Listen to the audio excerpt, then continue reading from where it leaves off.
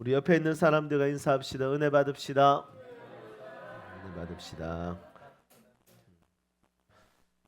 우리 히브리서 말씀 11장은 우리 믿음의 장이라고 우리 같이 나누었습니다. 우리 믿음의 장인데 인물들을 살펴보면 참 재미난 메시지를 많이 발견하게 됩니다.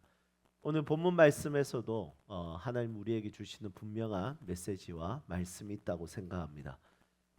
이 말씀을 통해서 저와 여러분들의 영혼에 유익이 있기를 주님의 이름으로 축복합니다.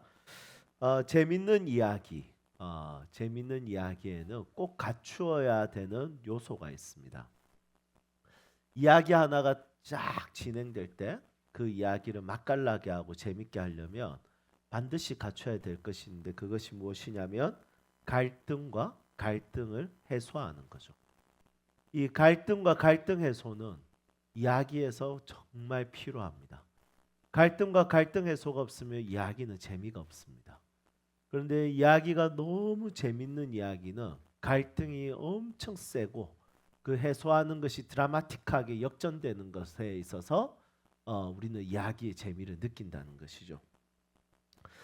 영화도 소설도 전래동화도 갈등과 갈등 해소가 있어야 재밌습니다.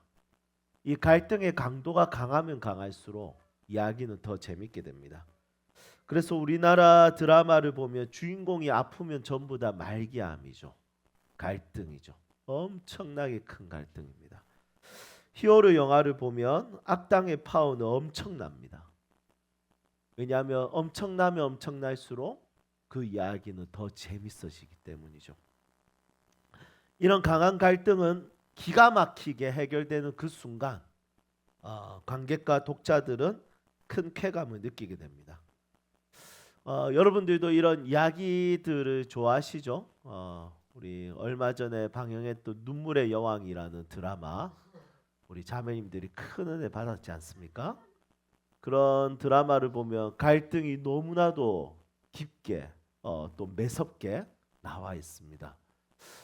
그런 드라마들 보면 또 뭐 재밌는 요소들은 너무 많죠. 그냥 김수현 씨 얼굴만 봐도 재밌긴 해요. 잘생겼기 때문에.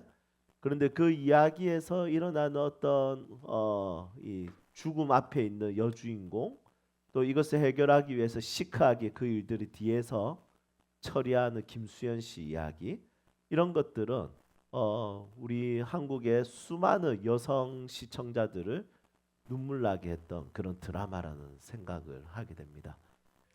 여러분 이런 드라마 이야기는 사실은 실제적인 이야기를 다루기도 했지만 이거는 하나의 픽션이고 그냥 허무맹랑한 이야기처럼 들릴 수도 있습니다.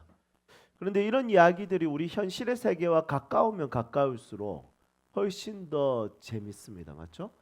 그래서 사실은 히어로 영화는 우리가 잘 체감이 안 되죠. 왜냐하면 그들의 싸움과 전쟁을 보면 우리가 따라할 수 있는 그런 타입이 아니라는 거죠. 그런데 영화에서 보면 종종 조폭들의 영화라든지 또 집안의 다툼이라든지 이런 것들을 보면 참 가까이에 있는 갈등을 다루기 때문에 어떻게 보면 그런 부분에 있어서 우리는 더 많은 재미를 느끼지 않는가 생각이 듭니다. 아예 히어로 영화로 가려면 진짜 악당이 강하면 됩니다. 타노스처럼. 그러면 이제 문제는 뭐냐면 이거는 이제 소설이기 때문에 사실 새드 엔딩으로 끝나도 괜찮습니다. 드라마기 때문에 새드 엔딩으로 끝나도 상관없습니다. 이미 지나간 이야기들은 새드 엔딩으로 끝나도 아유 안타깝다 안타까운데 이렇게 하고 넘어가면 됩니다. 그런데 오늘을 살고 있는 우리의 현실에서 새드 엔딩이 되면 어떻게 될까요? 여러분 다른 사람의 새드 엔딩이야 뭐 그냥 약간 안 됐다 이라고 여러분 한 그 다음날 다 잊어버리지 않습니까? 그런데 내 인생에 일어난 새드 엔딩은 내가 감당하기가 쉽지가 않습니다. 내 인생에서는 행복하게 해피엔딩이 되었으면 좋겠고 그 삶 가운데 놀라운 드라마틱한 반전이 반드시 일어나야 될 것 같습니다. 성경은 어떻습니까? 성경은 일어난 이야기를 실제로 일어난 이야기를 다루고 있습니다. 성경은 66권으로 기록되어 있는데 이 이야기가 몇 개가 기록되어 있는지 제가 한번 살펴봤습니다. 또 이제 시간 많은 신학자들이 이걸 또 다 연구를 했더라고요.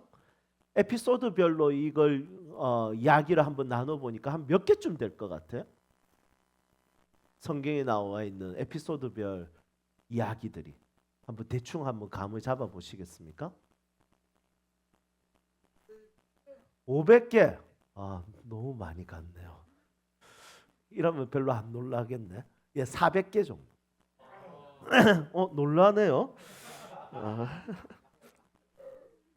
여러분 400개의 이야기가 우리가 읽고 있는 이 성경에 있는, 그리고 이 400개 이야기 중에 등장하는 주요 인물들, 그러니까 엑스트라들 빼고 주연과 주요 조연들, 이야기들, 사람들이 나오는 그 이야기를 구성하는 인물들은 몇 명 정도 되냐면 약 400명 정도 되는 거예요. 그래서 이 성경 한 권에 400사람의 주요 인물들과 그리고 400개의 이야기들, 에피소드들이 이 성경에는 기록되어 있다는. 여러분 엄청난 이야기들이지 않습니까? 그러니까 족보나 지나가는 사람들 이야기 말고 진짜 주연급, 조연급 이런 사람들의 이야기가 400개니까 이 성경 안에 별의별 이야기들이 다 기록되어 있는 거죠. 그런데 이 이야기들은 허무맹랑한 이야기가 아니라 실제로 있었던 이야기고, 이 실제로 있었던 이야기들 중에 하나님이 역사하신 하나님과의 관계가 있는 이야기였다는 거죠. 그런데 좀 쓸데없어 보이는 이야기도 있습니다. 그 이야기 중에 대표적인 성경은 성경 구약 성경 중에 가장 마지막으로 성경으로 인정된 성경인데, 그게 어떤 성경이냐면 솔로몬이 술람미 여인에게 기록한 러브레터 아가서입니다. 여러분 이 아가서는 하나님과 전혀 관계가 없습니다. 그냥 막 연애 편지를, 그 여성의 몸매를 막 다 서술하고, 그리고 그 관계에 진한 어떤 성적인 부분들까지 다 기록되어 있는 것이 아가서죠. 그런데 이런 아가서는 사랑에 있어서 굉장히 좋은 편지지만 하나님의 말씀에 기록되기는 조금 희한합니다. 그러면 이 아가서는 드라마틱한 것이 있을까요? 있죠. 왜냐하면 솔로몬은 왕이고 술람미 여인은 포도밭을 관리하는 한 여성이었기 때문입니다. 그리고 얼굴이 검은 사람이었습니다. 그래서 김도연 씨 곡 중에 검으나 아름답다라는 노래가 있죠. 그 노래를 들어보면 참 은혜가 됩니다. 검지만 넌 너무 아름다워. 이게 솔로몬이 술람미 여인에게 고백했던 편지였다는 거죠. 이런 편지가 성경에 기록이 되었다? 좀 어색합니다. 여러분 이런 아가서도 기록이 될 정도라면 성경에는 수많은 인간 사회에서 일어날 수 있는 요소들에 있어서 축약해서 이 성경을 기록했다는 것을 볼 수 있는 것이죠. 그리고 이 성경 안에는 드라마틱한 이야기들이 엄청 많습니다. 왜냐하면 이 내용 안에, 이 성경 한 권 안에 이 400개의 이야기를 담으려면 인간 사회에서 얼마나 많은 일들이 일어나겠습니까? 오늘 아침에 내가 시리얼을 먹었다. 이것까지 기록할 수는 없는 내용들이죠. 그래서 이 성경에서는 굉장히 중요하고 굉장히 우리에게 필요한 이야기들만 딱 담아서 우리에게 제공하는 거예요.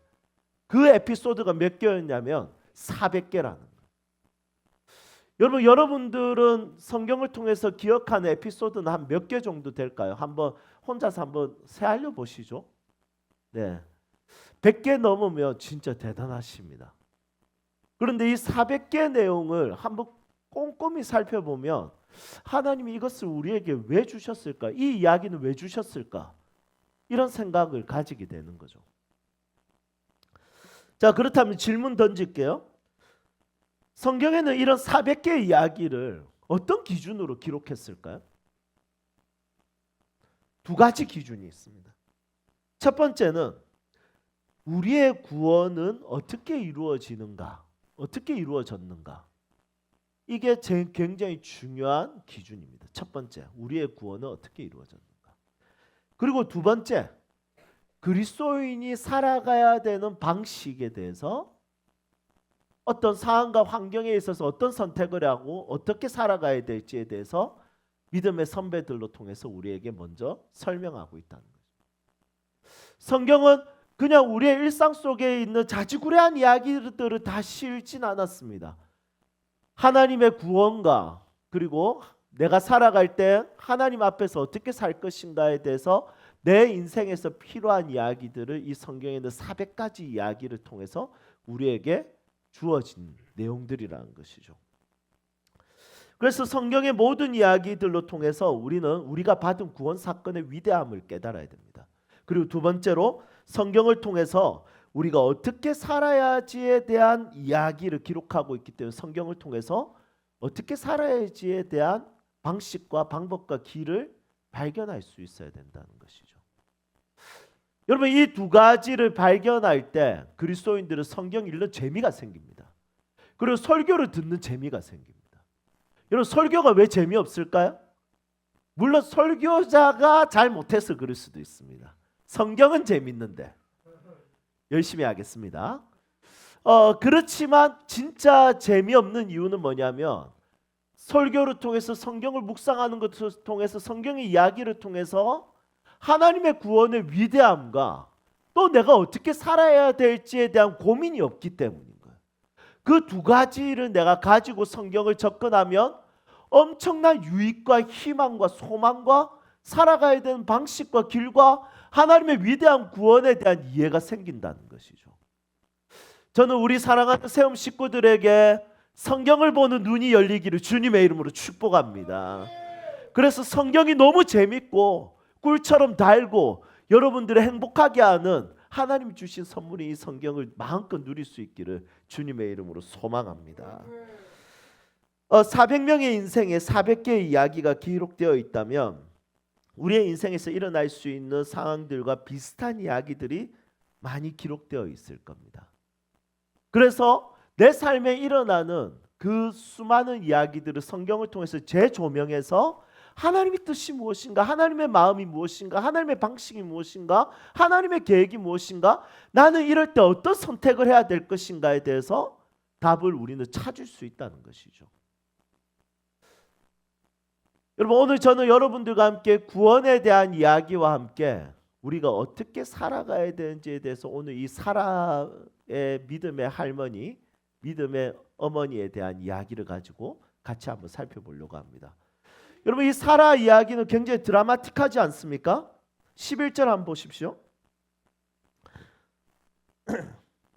지금 사라의 모습입니다. 11절, 믿음으로 사라 자신도 나이가 많아 단산하였으나. 여러분, 여기서 말하는 단산은 뭐죠? 폐경했다. 이제 더 이상 임신을 할 수 없는 몸이다. 이렇게 볼 수 있습니다.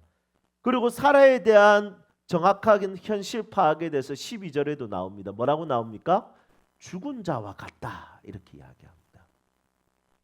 여러분, 이것은 사라에게 지금 가지게 된 무엇입니까? 갈등입니다. 갈등. 여러분, 우리에게 이런 갈등이 많죠? 나도 아이를 가지고 싶은데 아이가 가져지지 않는, 나도 뭔가를 하고 싶은데 이것에 대해서 뭔가 할 수 없는, 나도 재밌게 잘 살고 싶은데 그것이 잘 되지 않는, 경제적, 사회적, 영적, 심리적으로 압박을 당하는. 여러분, 사라는 지금 영적인 압박이 아닙니다. 사라의 죽음은 사실은 사회적 죽음인 거죠. 그리고 여성으로서 그 당시의 고대 근동지역의 고대 시대의 여성으로서의 죽음이었습니다. 이것은 사회적 죽음이죠. 여러분, 성경은 영적인 죽음만 중요하게 다루지 않습니다. 성경은 사회적 죽음에 대해서도 중요하게 다룹니다. 한 사람이 인생을 살아갈 때 그 사람이 사회적으로 무너지고 사회적으로 넘어지고 자빠지고 사회적으로 절망했을 때 에이, 영원히 행복하면 되지, 이렇게 하지 않습니다. 사회적 죽음에 대해서 하나님은 그 부분을 통해서 영적인 문제를 다루기도 하고 그 사회적인 문제를 회복시켜 주시는 분이시죠.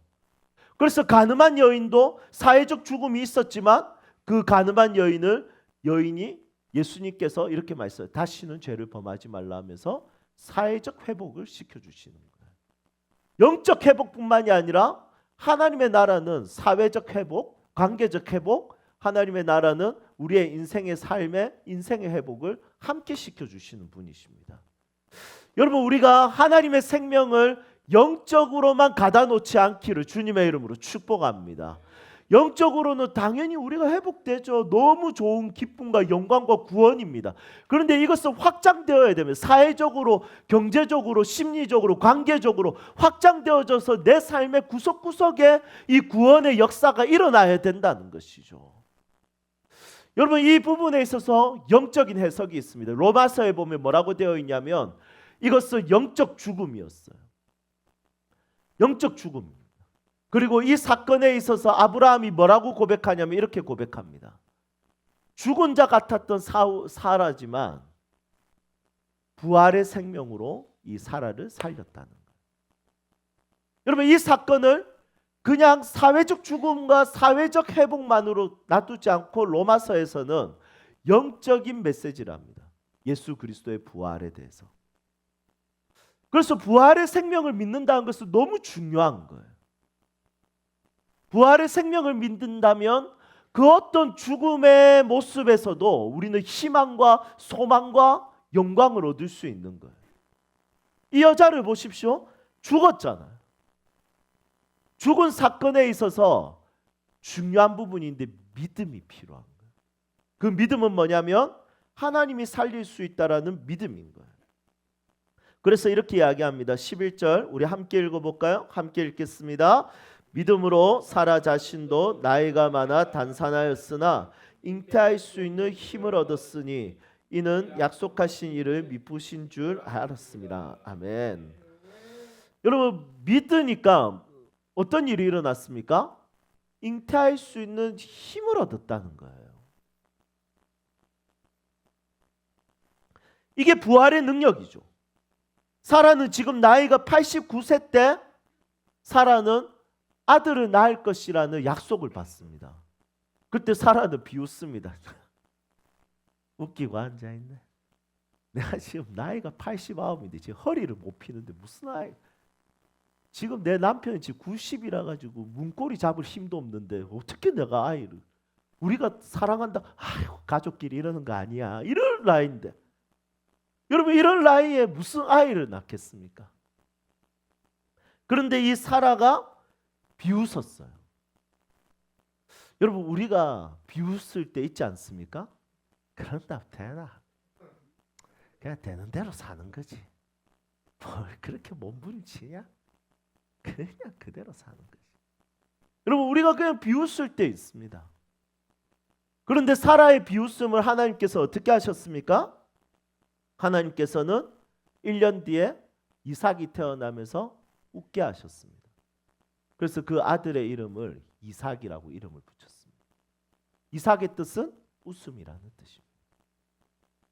하나님께서 사라의 비웃음을 웃음으로 바꾸셨습니다. 왜냐하면 하나님은 그럴 수 있는 분이시죠. 그분은 생명이시기 때문이죠. 그분은 그 어떤 죽음의 모습도 살릴 수 있는 생명이시기 때문입니다. 그래서 사라의 인생에 드라마틱한 희망적인 일이 일어날 수 있는 것이죠. 여러분, 12절에 보십시오. 이러므로 죽은 자와 같은 한 사람으로 말미암아 그냥 아이 한 명만 태어난 것이 아니라 하늘의 허다한 별과 또 해변의 무수한 모래와 같이 많은 후손이 생육하였느니라. 이렇게 이야기합니다. 여러분, 그냥 아들 하나만 준 게 아니라 그 아들로 통해서 수많은 이스라엘 백성들이 만들어졌고 지금은 우리 모두가 그들의 자녀들이지 않습니까? 영적 자녀들이지 않습니까? 예수를 믿고 하늘 아버지의 자녀가 되었습니다. 전 지구의 후손이 생긴 거죠. 죽은 자 같은 이 여성의 몸에서 하나님은 일하시니까 생명이 일어나는 거예요. 놀라운 일이 일어나는 거예요. 희망적인 일이 일어나는 거예요. 저는 오늘 설교 제목을 무덤에서도 시작할 수 있다라고 지었습니다. 여러분, 이 여성의 몸은 무덤입니다. 더 이상 그 안에는 생명체를 기대할 수 없는 무덤입니다. 더 이상 이 여성에게는 뭔가 활발한 일을 기대할 수가 없습니다. 이 여성은 몸 자체가 이제 나이가 들고 이제 아무것도 할 수 없는 무덤입니다. 여러분, 종종 우리는 내 가정이 무덤과 같이 느껴질 때가 있습니다. 내 가정은 아무것도 이제는 그 어떤 것도 할 수 없을 것 같아라고 느껴질 때가 있습니다. 어떨 때 내 인생이 무덤과 같이 느껴질 때가 있습니다. 내 인생에 내 안에서 일어나는 생명은 아무것도 없을 것 같습니다. 어떨 때는 우리 교회는 무덤과 같이 느껴질 수도 있습니다. 우리 교회는 아무런 생명력이 없어라고 생각할 수도 있습니다. 여러분, 그것을 파악하고 단정짓고 그것에 대해서 인정하는 거 너무 중요하다 생각합니다. 왜냐하면 인정하면 두 가지가 생기거든요. 첫 번째 뭐냐면 절망입니다. 두 번째 뭐냐면 희망을 찾기 시작합니다. 그러면 그리스도인들은 어떤 사람들일까요? 우리는 답을 알고 있습니다.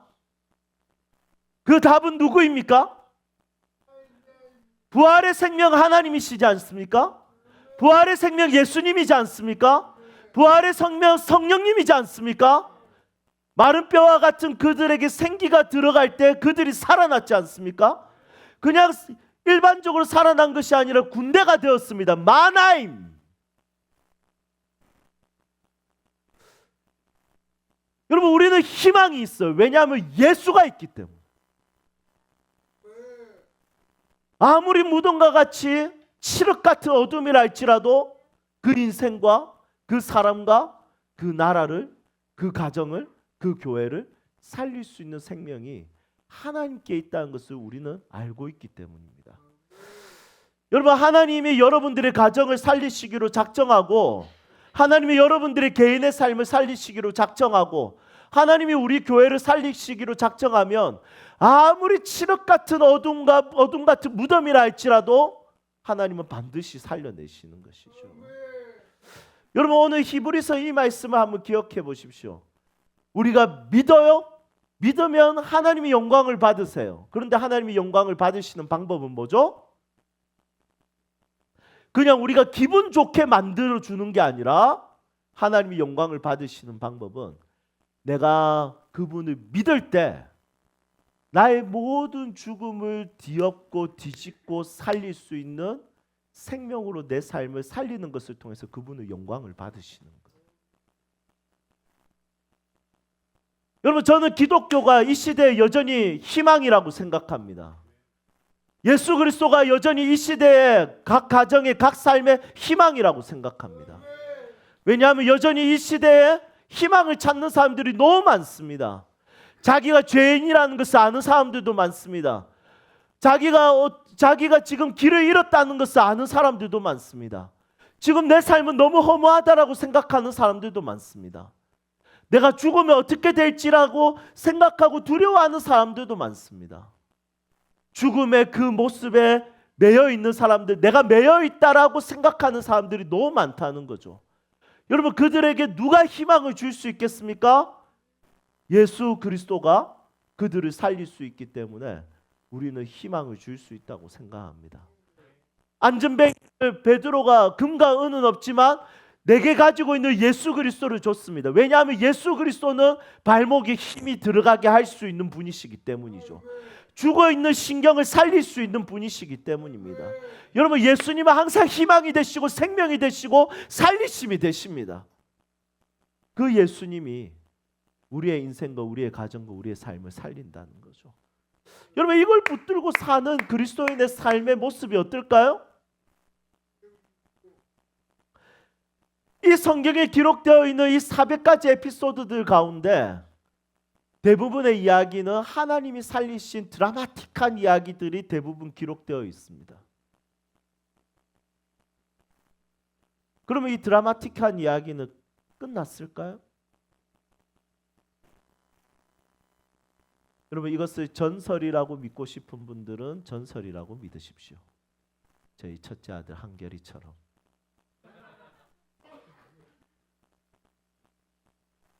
그런데 이것이 지금도 내 삶에, 내 인생에, 우리 가정에, 우리 교회에 하나님이 일하시면 반드시 살리신다라는 믿음이 있다면 여러분, 그 믿음으로 선포하고 기도하고 고백하십시오.